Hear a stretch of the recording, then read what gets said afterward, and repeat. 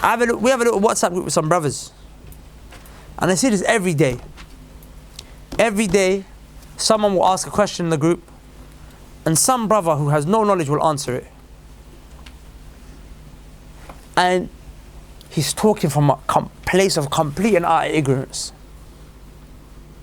It reminds me of the hadith of the Prophet ﷺ. He said, a time will come when Allah will take away all the scholars, the people of knowledge. He will take them all away. حتى لم يبقي عالما. There will not remain a single scholar. Scholars will be all gone. People of knowledge will be all gone. اتخذ الناس رؤوسا جهالا. Then the people will take ignorant people in the place of scholars. فسئلوا. They will ask these people questions. فأفتوا بغير علم. These people, there's no scholars around. So then they go to the ignorant one. They ask him, he gives fatwa. And the Prophet ﷺ said, he will misguide himself and he will misguide others. He will misguide himself, he will misguide others. Well, there's so much to talk about on this topic, sisters. You know, make sure you take your knowledge from people of knowledge. You don't take it from little articles online and Instagram accounts here and there.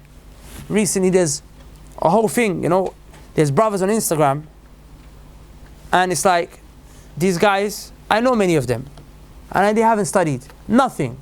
In fact, I know they study, and their studying is all over videos online. Maybe about once every 2 months they'll come to a lesson. And then because they're active online, sisters, and because they want to marry these guys as well, they think they have a chance. They keep messaging them, asking for questions, fatwa answers, blah, blah, and they take these men as students of knowledge. And they're jahil. And the same is true with sisters. There are sisters who got these little accounts, and they're pushing out khair.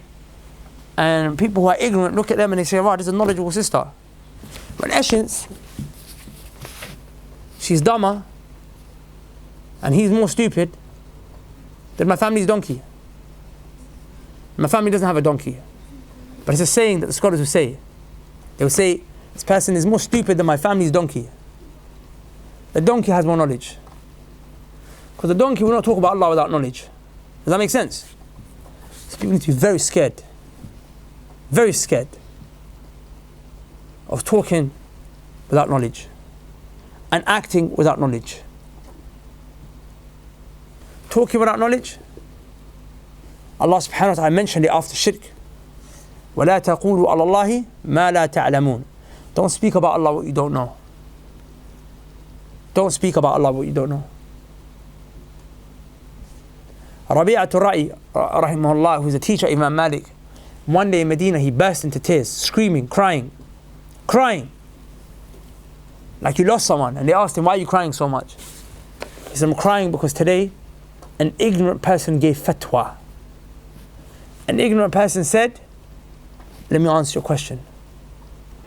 When ignorant people start talking, things get complicated. Now people say, the scholars they differ, There's so much difference of opinion amongst the scholars. Have you heard people say that? Imam al-Shatibi rahimahullah in Kitab al-I'tisam said the scholars didn't differ. He said the scholars didn't differ. He said the issue is that there were ignorant, stupid people who started speaking and you thought they were scholars because you're ignorant yourself. You thought they were ignorant, you thought they were scholars because you're ignorant yourself. So if only the jahil just shut his mouth, the one who doesn't know just shut her mouth, he shut his mouth. If only they just shut their mouths, there'd be very little problems. And rather you took your time to study. You took your time and said, let me learn. And there's nothing wrong with saying, I don't know. Sometimes you might even know the answer to the question, but you don't feel confident in giving it. I don't know. There's a virtue in that. A man came to Imam Malik rahimahullah one time. And he came all the way from Morocco. Morocco, is that far? When you're coming by foot or on a donkey, or camel, or horse, is that far? That's a journey of months. He came to Medina and he said, I came to you with 40 questions from my people. Imam Malik was the greatest man that they knew in terms of knowledge, so they came to him. He said, To 36 of the questions he asked, he said, I don't know. He said, La adri, la adri, la adri, la, I do not know. And the man said, what do I say to my people? What do I say to them? They sent me with these questions, they need answers. He said, say to them, Malik said, I don't know. There's nothing wrong. But that doesn't mean you become pleased with ignorance, because then people go to another extreme.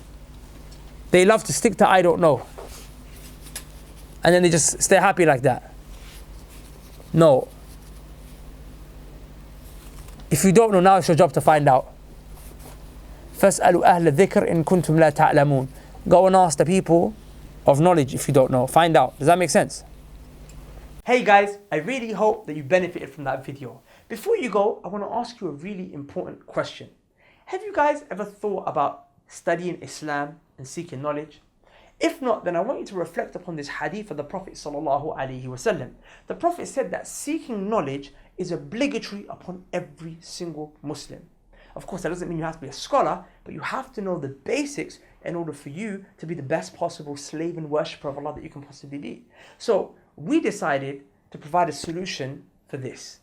You see, many people want to study, but they don't have the means or the resources to do so. So we set up an online institute called the Knowledge College, where you can study Islam from the comfort of your own home. So if you want more information on the Knowledge College and you'd like to sign up, go to the link below, check out the website, and hopefully we'll see you on the other side. Assalamu alaikum.